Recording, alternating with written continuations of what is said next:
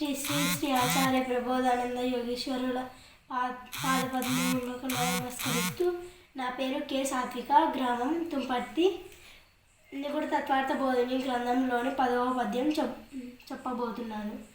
ఉక్కు చూర్ణము దిన నుడుగున కష్టంబు, ఉక్కు చూర్ణము దిన నుడుగున క్షేయము, ఉక్కు చూర్ణము దిన నుడుగున కర్మము, విశ్వదాభిరామ వినురవేమ. భావము: ఉక్కు అన్ని లోహములలో కల్లా చాలా గట్టిది.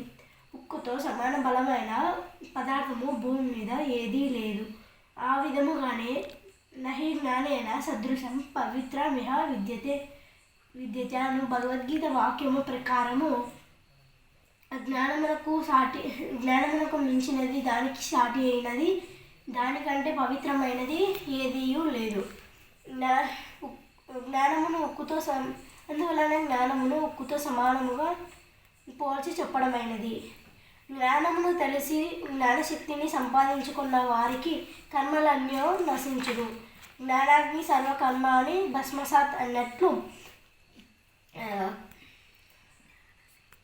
జ్ఞానశక్తి అన్న దాని వలన కష్టములు, రోగములు, కర్మ వలన కలుగు సమస్తము తొలగిపోవును. అందువలన ఉక్కు చూర్ణము దిన నుడుగున కష్టము, క్షేయము, కర్మము అని వేమన యోగి అన్నారు.